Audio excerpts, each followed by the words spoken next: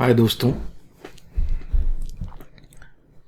इस सेशन में आपका पुनः स्वागत है। पिछले सेशन में हमने देखा था कि मूविंग एवरेज और centre moving average time series का कैसे निकाला जाता है। तो आज जो हम आगे डिस्क्रिप्टिव एनालिसिस के पर्सपेक्टिव में अब हम आगे बात करने वाले हैं सीजनल ट्रेंड की, इरेगुलर ट्रेंड के बारे में, और उसके पश्चात हम बात करेंगे सेकुलर ट्रेंड की, वो कैसे फाइंड आउट किया जाता है,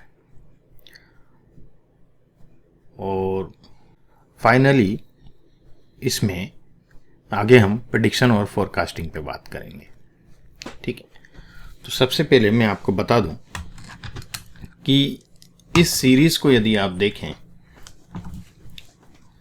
तो ये जो सीरीज का डायरेक्शन है ये अपवर्ड डायरेक्शन है, और हमें जो मूविंग एवरेज की स्मूथ लाइन मिली है वो भी अपवर्ड ट्रेंड में मिली है। तो यहाँ हम जो अप्रोच यूज़ करने वाले हैं वो क्लासिकल मल्टीप्लिकेटिव मॉडल की अप्रोच यूज़ करेंगे।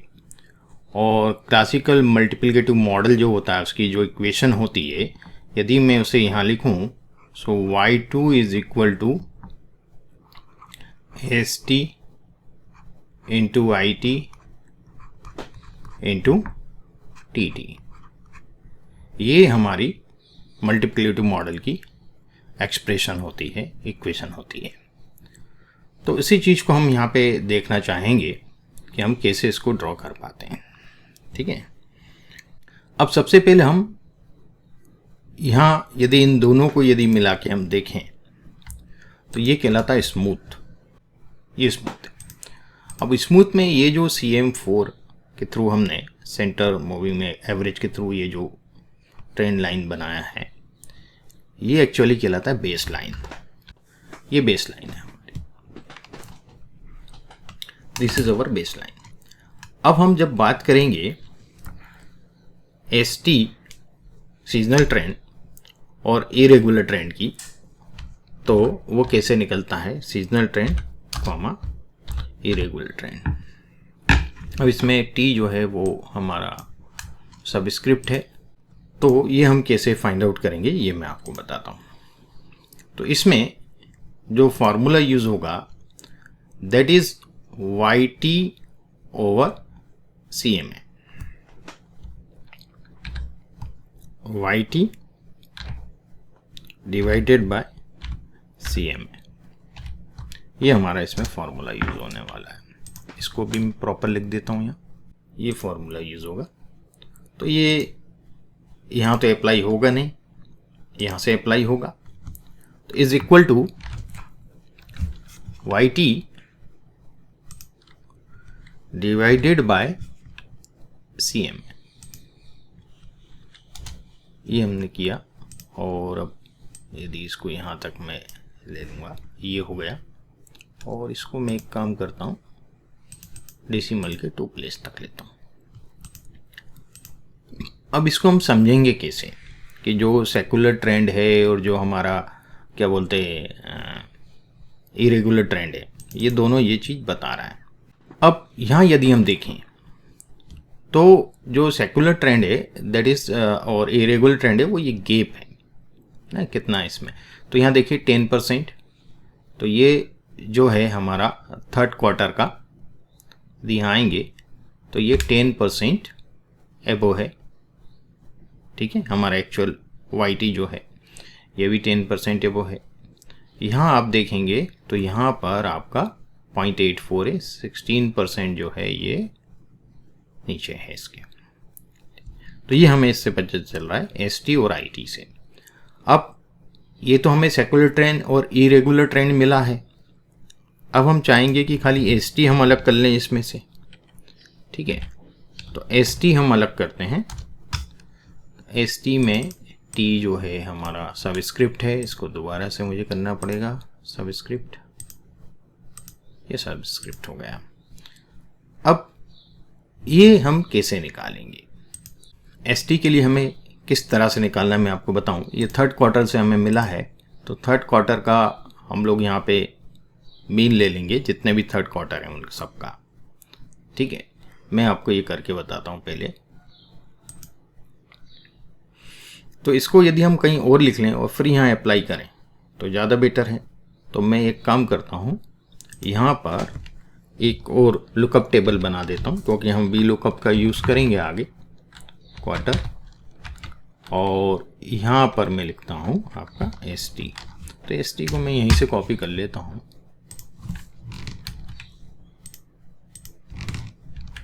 ना, और ये क्वार्टर हो गया। तो इसी की फॉर्मेटिंग मैं यहाँ लगा देता हूँ।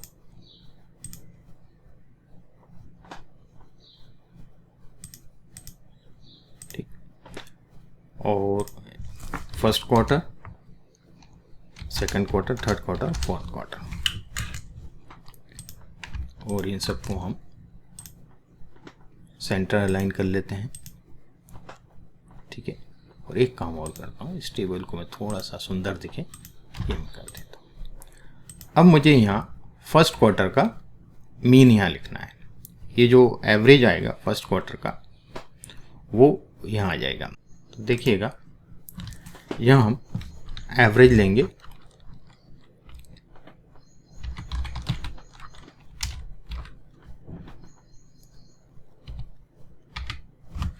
एवरेज लेंगे फर्स्ट क्वार्टर के, जितने भी फर्स्ट क्वार्टर हैं हमारे पास। ये है, कॉमा कंट्रोल दबा के रखिएगा आप, जिससे कि ये और ये, मैंने इसको एंटर किया, ये आ गया 0.93। ऐसे ही मैं सेकंड क्वार्टर का लूँगा, is equal to average second quarter में ये, यहाँ तो सेकंड क्वार्टर है नहीं फर्स्ट ईयर में, सेकंड ईयर में फर्स्ट ईयर में हमारे पास सेकंड क्वार्टर है, ये लेंगे, फिर ये लेंगे और इसके बाद ये लेंगे। तीनों को सिलेक्ट किया, ये सेकंड क्वार्टर का आ गया मेरे पास। अब third quarter is equal to average, average third quarter का मुझे यहीं से मिल जाएगा। ठीक है, कॉमा थर्ड क्वार्टर ये है और थर्ड क्वार्टर ये है। ठीक है, फोर्थ में हमें थर्ड क्वार्टर मिलेगा नहीं, ये हो गया। इधर भी हम यही करेंगे, इज इक्वल टू एवरेज और फोर्थ क्वार्टर, दिस कंट्रोल की दबा के रखिएगा जिससे कि आपका सिलेक्शन प्रॉपर हो पाए। ये हमें मिल गया 0.93, 0.84, 1.09, 1.44। अब इसको क्या करना है, हमें यहाँ पे फर्स्ट क्वार्टर में 0.93, सेकंड क्वार्टर में 0.84, थर्ड क्वार्टर में 1.09, फोर्थ क्वार्टर में 1.14, ऐसे हमें सब जगह रखते जाना है इसी को। तो आप इसको एक काम कर सकते हैं, या तो इसको कॉपी कर लें, हम यहाँ लगाएंगे वी लुकअप। वी लुकअप में लुकअप वैल्यू कहाँ देखेंगे आप, यहाँ देखेंगे। इसके बाद टेबल अरे, ये मैंने टेबल अरे ले लिया और इसको एब्सोल्यूट वैल्यू लेना पड़ेगी हमें। सेकंड कॉलम से वैल्यू उठा के चाहिए हमें यहाँ, और फॉल्स एग्जैक्ट मैच चाहिए। एग्जैक्ट मैच ले लिया और ये हमारा क्लियर हो गया। अब हम इसको अप्लाई करते हैं, ये आ गया, और इसको मैं डेसिमल की 2 प्लेसेस तक ले लेता हूँ। ये मेरे पास सीजनल ट्रेंड आ गया। ठीक है, इरेगुलर ट्रेंड से मैंने खाली सीजनल ट्रेंड ले लिया। अब जो नेक्स्ट चीज आएगी वो आएगी, मुझे मालूम करना है, डी सीजनलाइज करना है इसको। डी सीजनलाइज का मतलब क्या होगा,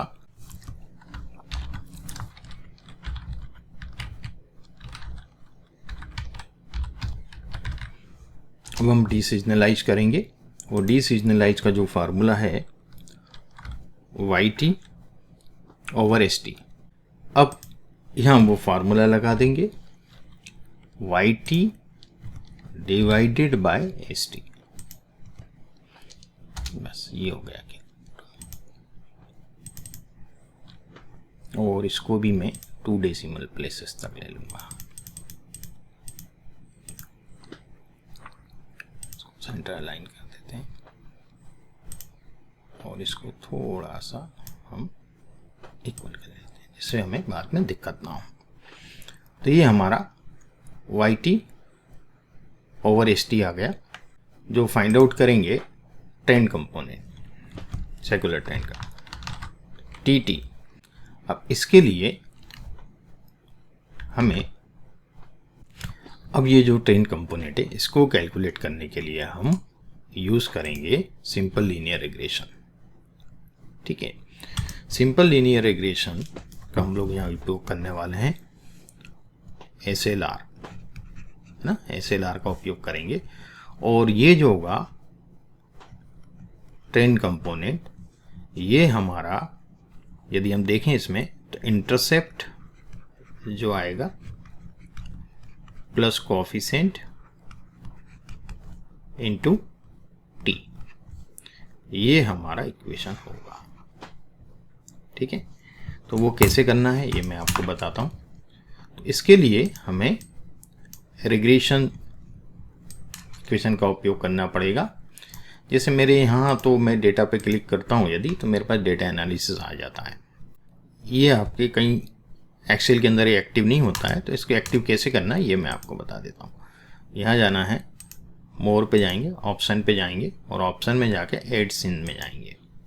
एडिंस में एक्सेल एडिंस गो, तो ये आपको पॉपअप विंडो मिलेगा। तो इस एनालिसिस टूल पेज पे आपको क्लिक करना है।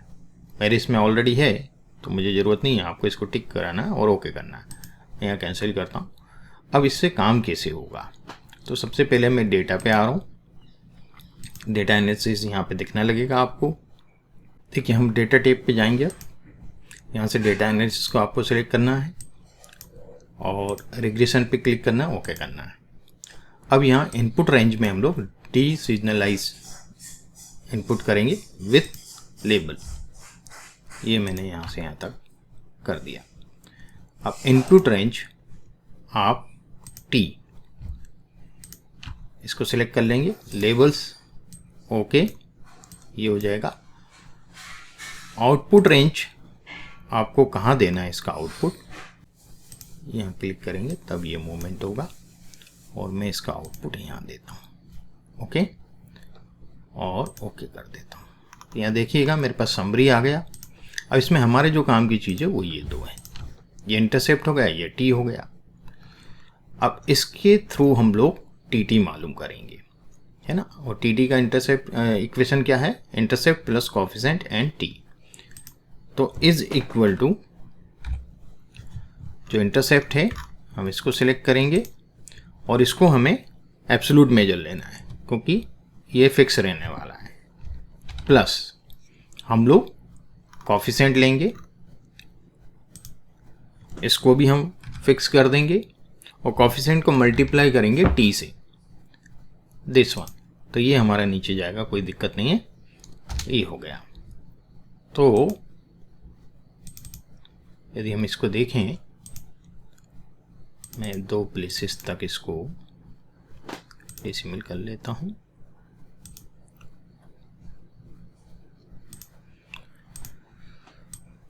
तो यहाँ आप देखेंगे 5.25, 5.39 ये इस प्रकार से मेरे पास ट्रेंड कंपोनेंट आ गया, है ना। अब हमें प्रेडिक्शन और फोरकास्टिंग की बात करेंगे कि वो कैसे होगी। ठीक है, तो यहाँ तो मैं फोरकास्टिंग लिख रहा हूँ। एक्चुअली जो करंट डेटा है उस पर प्रेडिक्शन माना जाता है, जो फ्यूचर के लिए हम करेंगे आगे वो फोरकास्टिंग कहलाएगा। तो अभी तो मैं प्रेडिक्ट करता हूँ इसको, करंट डेटा पे कर रहे हैं अभी अपन। प्रेडिक्शन के लिए आपको ST और TT को मल्टीप्लाई करना है। ये डिसीजनलाइज को नहीं लेना है, ST इंटू TT। ठीक है, ये हमें लेके चलना है। तो ST इंटू TT ये आ गया और इसको मैं नीचे तक ट्रैक कर दूंगा। ठीक है, तो यहाँ आप देखेंगे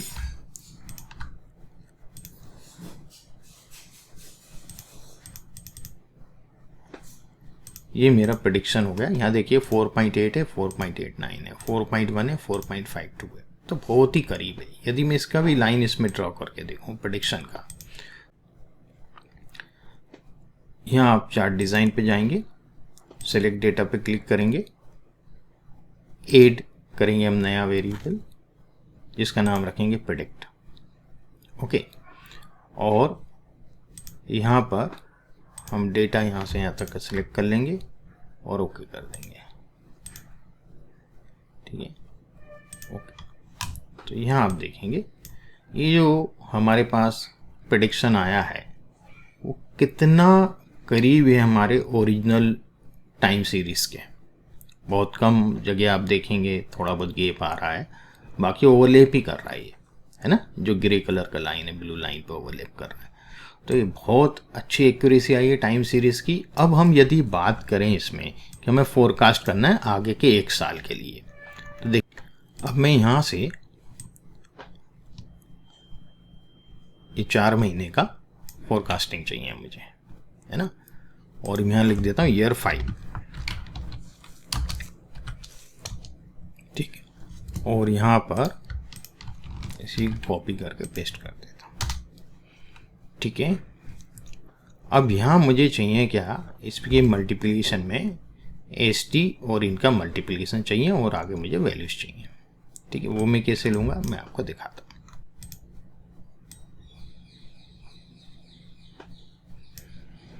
ये आ गया। ठीक है, देखिएगा ST ले लिया और TT, और इन दोनों का मुझे यहाँ पे प्रेडिक्शन में चाहिए, है ना। तो मैं इसको भी ड्रैग कर लूँगा क्योंकि इन दोनों का मल्टीप्लिकेशन से ये मिल गया। तो ये मेरा जो रीज़न हुआ यहाँ से यहाँ तक, ये मेरा फोरकास्ट हुआ, ये मेरी फोरकास्टिंग हो गई। तो यदि अब मैं फोरकास्टिंग के लिए इधर ट्रेंड देखना चाहता हूँ ग्राफ में, मेरे फिगर में, तो मैं यहाँ पे कर देता हूँ प्रेडिक्शन की जगह फोरकास्टिंग।